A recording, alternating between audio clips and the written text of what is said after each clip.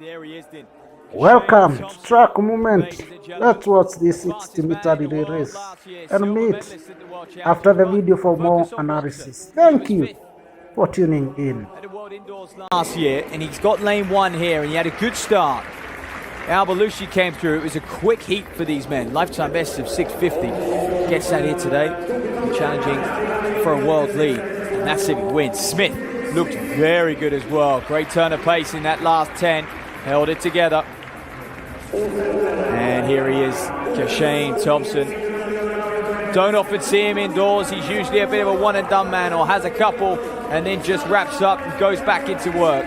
But we've seen a changing of the guard from the Jamaicans over the last few years. You look at the results of the World Championships, Oblique Seville, and that man, Thompson, went 1-2. The Jamaicans are back, make no mistake about it. Romel Glave will love lining up alongside Thompson, the European bronze medalist and the world indoor champion. I mean, this is an all-star cast here in Stockholm tonight.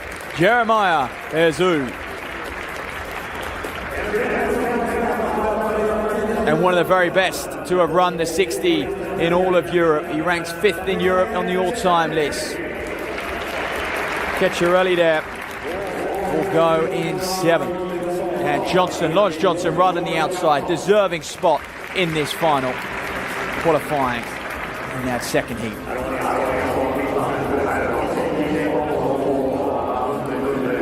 Oh, Ceccarelli, don't forget, European indoor champion back in 2023. Azu took that crown off him before going on to get that world indoor crown. So then, these men have the advantage, I think, of having a run out. We saw the effect it had on the Claytons. Perhaps just a little sluggish, perhaps a stressful travel to get here. One thing's for sure, these men are fired up. What a moment for Smith, alongside one of the fastest men in the world, fastest Jamaican in 10 years.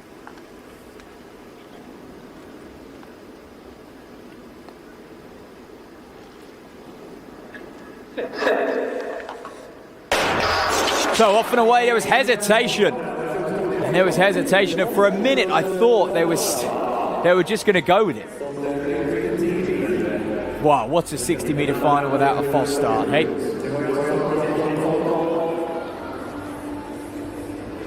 Ooh, Smith. Looked like that was Toby Smith in the white. Small flinch, forcing Thompson to then move, and then the rest of the field were off as well. But it was fine margins. The gun following pretty much straight after.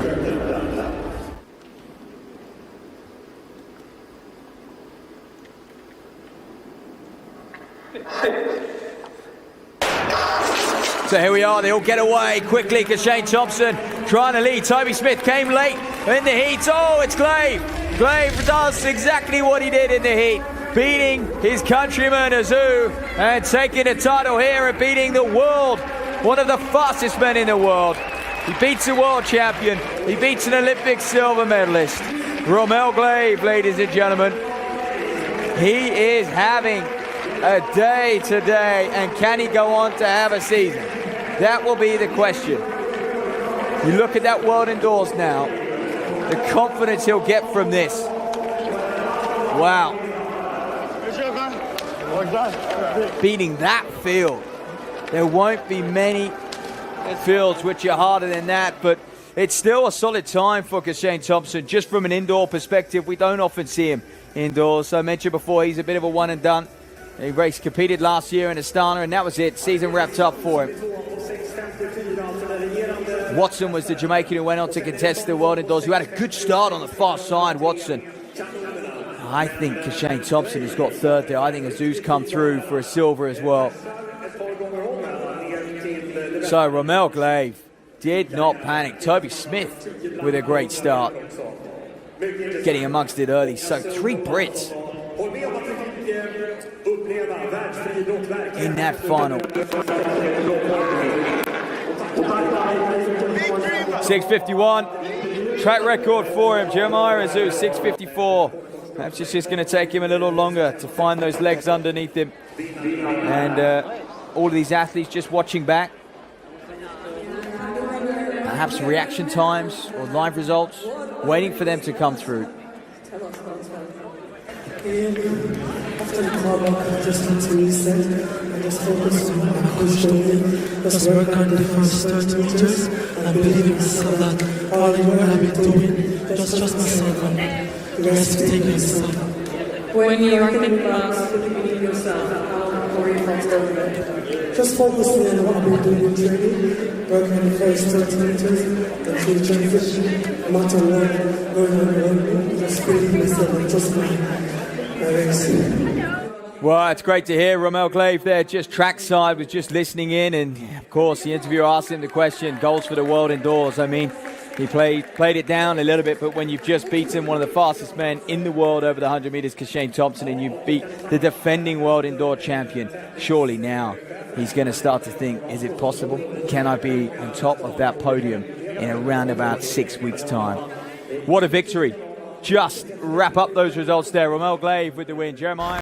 What a race!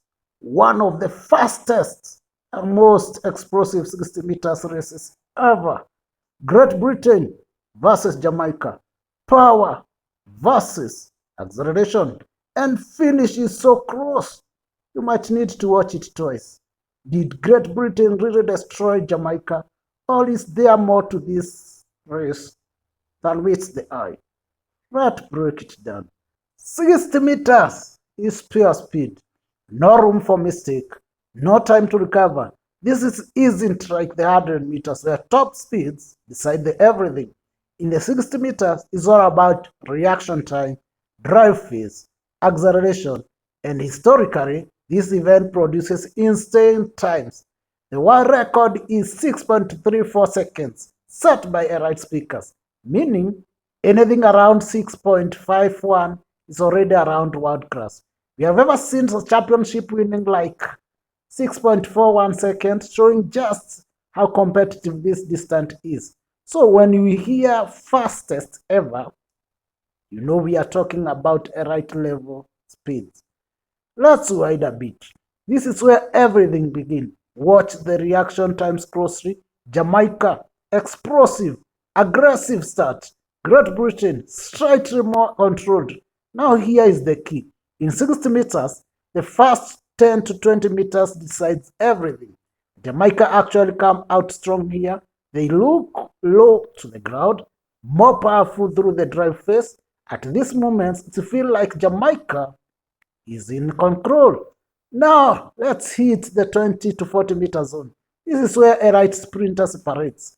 And this is where Great Britain fleet the race. What Great Britain does better? Fast transition from drive phase to upright sprint. Greener stride mechanics. High turnover or leg speed. While Jamaica is still powerful, Great Britain becomes efficient. And efficient beats raw power in short sprint. You can literally see Great Britain start gaining ground step by step. The gap crosses fast. This is the moment the race changes. Now let's see the last 20 meters. This is where the things get crazy. Both athletics are near max velocity. No time to think, just react. But here is the difference. Great Britain maintain from keep stride frequently high, stay relaxed under pressure. What about Jamaica? Slightly tightening, minor loss of rhythm, and this is level, even 0.01 second mistake is everything. That's the difference between winning and losing. Let's break it down simply. Number one, transition phase. Great Britain executed the drive to upright transition perfectly. This is where most races are actually decided. Number two, efficiency over power. Jamaica equals explosive. Great Britain equals smooth plus efficiency. Over 6 meters, efficiency wins. Composure under pressure. Great Britain stayed relaxed.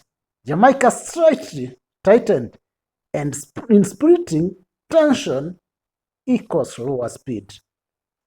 Number four, margin are insane. At this level, 0.1 seconds equals centimeters. 0.05 second equals domination. That's how brutal 60 meters race is. So, Great Britain destroyed Jamaica? Not exactly. This wasn't domination. This was a right versus a right decided by technique, execution, tiny margin, and that's what makes the 60 meters so insane. For more insane sprint races, photo finishes, and a light track moments, subscribe to this channel and turn on notification bell. Thank you. Fields, which are harder than that, but it's still a solid time for Shane Thompson. Just from an indoor perspective, we don't often see him in